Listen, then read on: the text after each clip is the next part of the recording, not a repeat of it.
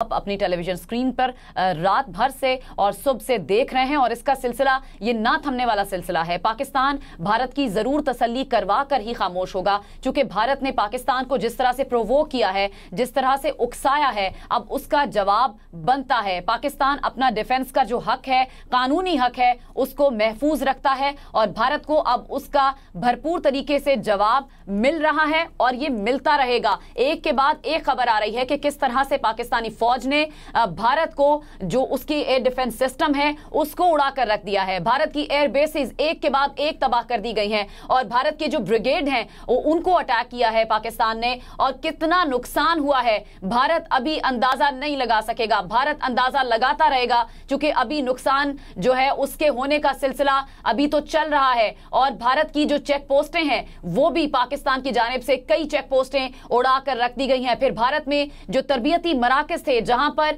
दहशतगर्दों को तरबियत फराहम की जाती थी और दुनिया के मुख्तलिफ ममालिक में पाकिस्तान समेत जिन ममालिक को भारत ने तंग करके रखा था इन दहशतगर्दों के हवाले से, जिसमें सिर्फ पाकिस्तान विक्टिम नहीं था, जिसमें कनाडा तक भारत दहशतगर्दी करवाता रहा है। अब उन दहशतगर्द के जो तरबियती मराकज हैं उनको पाकिस्तान ने उड़ा कर रख दिया है। पाकिस्तान ने वो तमाम बच्चे जिनका खून गया है उनका बदला पाकिस्तान ले रहा है। उनके चेहरे याद रखिए जिस हवाले से पाकिस्तान ने इस ऑपरेशन का आगाज किया है। वो मासूम लोग जो इस भारत के इस घिनौने फेर में अपनी जानें गंवा बैठे हैं, अब उसके बदले का वक्त है।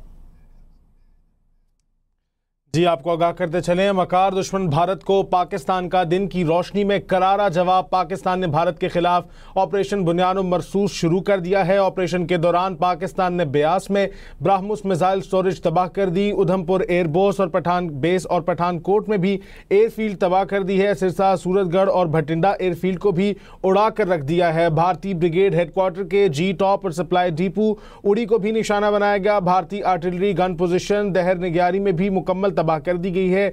भारतीय दारुल हुकूमत दिल्ली में पाकिस्तानी ड्रोन्स की परवाजें हैं। राजौरी में पाकिस्तान में दहशतगर्दी करवाने वाला भारतीय मिलिट्री इंटेलिजेंस का तरबियती मरकज भी तबाह हो गया है। यहां पे आपको यह भी अपडेट करते चले कि पाकिस्तानी शाहीनों की एक और कामयाबी, JF-17 थंडर के हाइपरसोनिक मिसाइलों से आदमपुर एयरफील्ड को उड़ा कर रख दिया है। आदमपुर में भारत का S-400 सिस्टम भी तबाह कर दिया गया है। यह वही फील्ड है जहां से रात गए अमृतसर में सिखों को निशाना बनाया गया।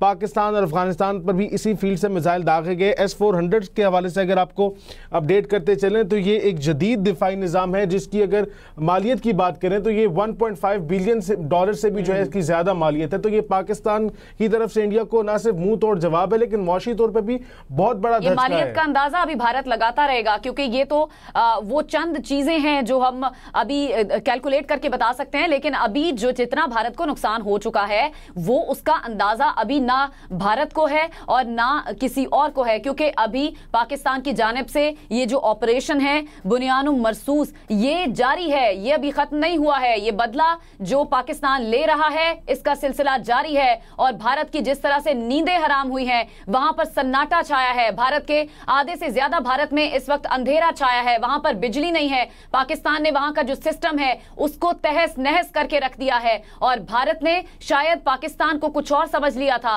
भारत शायद अपने आप को जो इजराइल है उसके साथ कंपेयर कर रहा था। भारत शायद अपने आप को इजराइल और नेतन्याहू समझ रहा था, जिस पर अब पाकिस्तान की जानिब से जिस तरह से मोदी सरकार की जो नींदें हैं वो हराम की गई हैं और भारत की जो कई पोस्टें हैं उसको पाकिस्तान ने उड़ाकर रख दिया। इसके अलावा जो पाकिस्तान ने फाइनेंशियली उनका नुकसान किया है, एयर बेसिस तबाह की हैं और इसके अलावा जो ब्रिगेड्स तबाह किए हैं और जो चेक पोस्टें तबाह की हैं, वो सारी दुनिया अब ये बदला देख रही है। वो मासूम शहरी, वो आम शहरी, वो खवातीन, वो मासूम बच्चे जिनका भारत ने खून बहाया था, अब इसका हिसाब चुकता करने का वक्त आन पहुंचा और पाक फौज ने जिस तरह से भरपूर जवाबी कार्रवाई की है और पाक फौज कर रही है, यकीनन उन मासूम बच्चों, खवातीन और आम जो लोग हैं उनके खून के एक एक कतरे का हिसाब लिया जाएगा। इसी चीज का अहद पाक फौज ने किया है और अगर हम अवाम की बात करें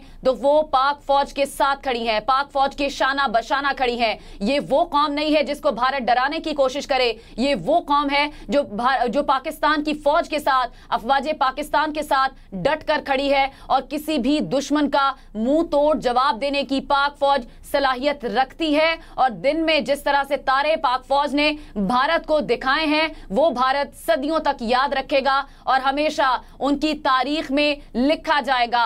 भारत सुन लो, ये 10 मई की तारीख हमेशा याद रखना। पाकिस्तान ने जिस तरह से बदला लिया है और इस मिसाइल का जिस तरह से पाकिस्तान की तरफ भारत ने मिसाइल दागकर पहल की थी, अब उसका बदला पाकिस्तान भरपूर अंदाज में ले रहा है। इसी पर बात करने के लिए हमें ज्वाइन किया है कर्नल रिटायर्ड आबिद लतीफ साहब ने। आबिद लतीफ साहब, भारत के गुब्बारे से हवा निकल चुकी है, क्या भारतीय दिफा लाइन सिर्फ एक दिखावा थी जो चंद घंटों में ही ज़मींबोस हो गई है?